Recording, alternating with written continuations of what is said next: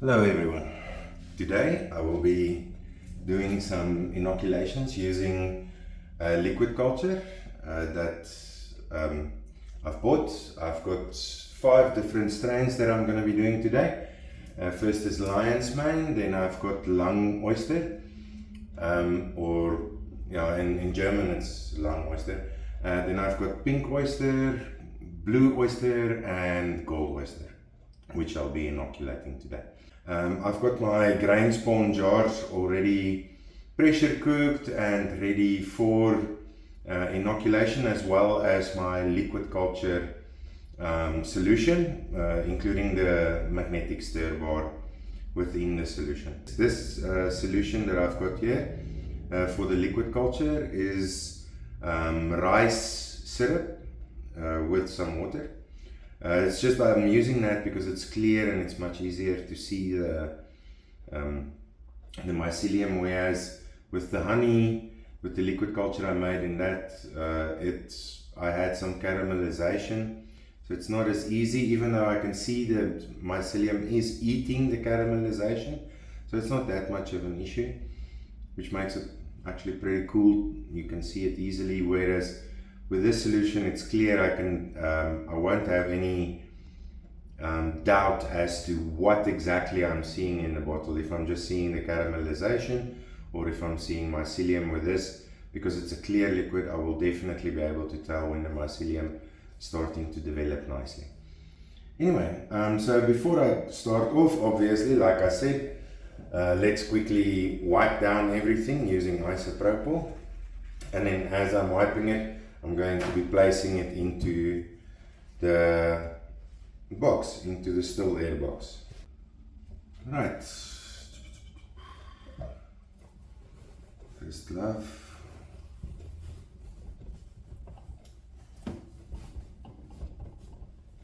Oh, new gloves are always so stiff. I'm sure the scientists or the people that work with these glove boxes often will be able to give me a good tip on how to wear these out a little bit at first so they can fit a little bit better. These are literally the biggest gloves I could find online. Biggest gloves with long sleeves, obviously. Okay, so let's get that out of the way of the camera. So what I'll be doing is I will be placing, just get everything to the side there. Okay, let's get all the liquid culture in a row, nice long row here, because I've got 2 of them right underneath my arm. So that kind of is inhibiting my mobility here. So let's get that back there. Right, and I think what we're going to be doing is we're going to be starting off with the pink oyster, because that's a separate injection. So look how beautiful this guy packed all the liquid culture with the needles and everything. I really love it. It's excellent. So shout out to Pilspirat for supplying me with these beautiful liquid cultures. Pink oysters, they don't like to be stored in fridges and everything like that, so it's not a good idea to keep them for too long. As I've got a liquid culture going at the moment, I don't think I should be too worried about it. I can always at the later stage make another liquid culture using that.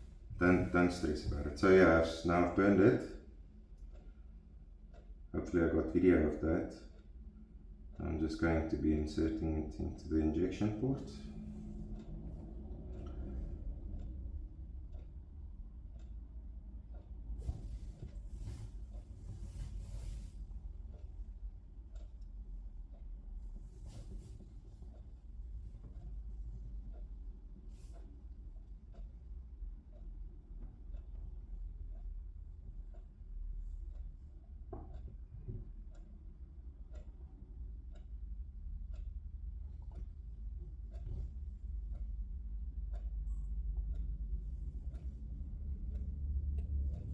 And there we go. So I'm going to close this up again, the needle up again, and then I'll be taking the I'll be taking this injection out of the box quickly and swapping over. I think I'm gonna rather put on some gloves, take these gloves out. They're not working that well. You know, that's how it goes with these trial and error. And I don't know, these gloves, they're very stiff. I'm unable to really manipulate everything well.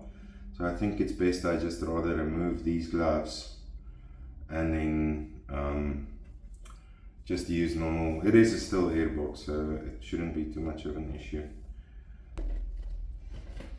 But I might still, with these other long gloves, I might still try and figure out a way to get them a bit more flexible. And if I'm able to do that, then I will use them again, because it is a great idea. It keeps it super sterile within the box, and that's basically all we want, right? Okay, of course, before doing anything, isopropyl, your friend in disinfection. Right, so I'm taking off the long gloves at the moment. I'm just going to take them out of the box, make life a bit easier for me. This way, of course, also I can, if I need to sterilize a needle by burning it, I can simply do it outside.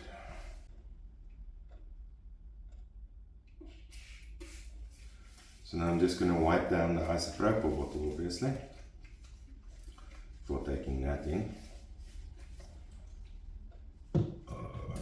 Here we go, isopropyl in the house. Okay, so the one I've now already injected with the pink oyster, I'm just going to quickly stick a piece of paper tape on there so I can label it. Don't forget to label your bottles, friends, don't forget. You might think you can remember, but reality is something completely different. So, let's quickly, where's the marker? Marker's over here. Let's get that a quick wipe down.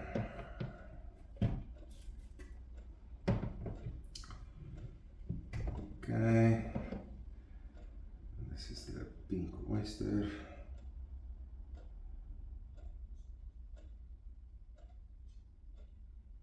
And today is the 21st of September. That's equinox. Whoa, now it's slippery.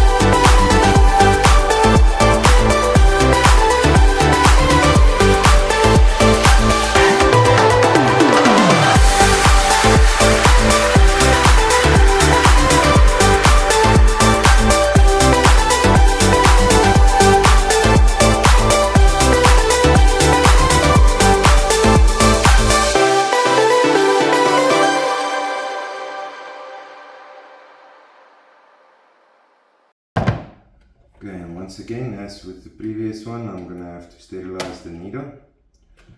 Let's just get these out first.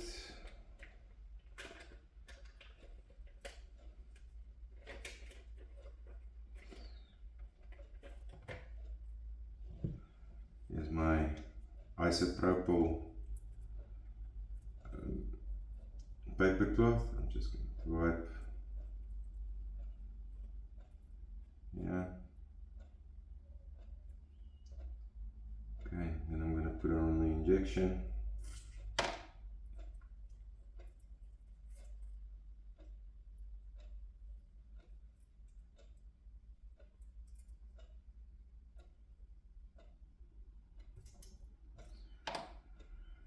Okay, and then outside to and sterilize the needle.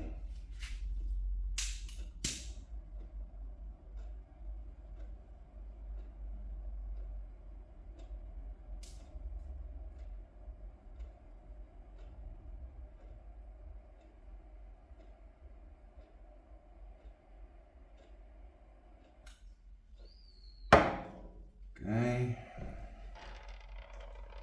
cool it down.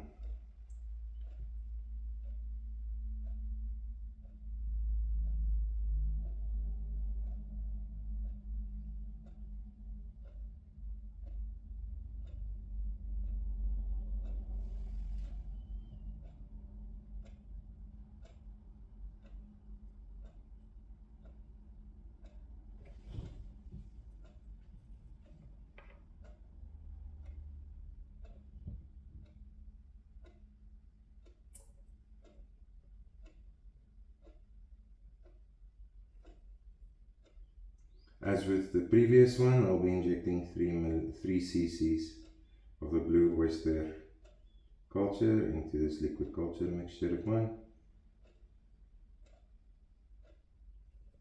There we go. And then the same with the grain spoon.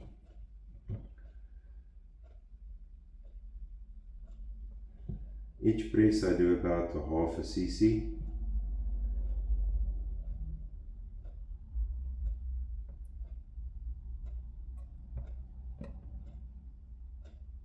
There we go.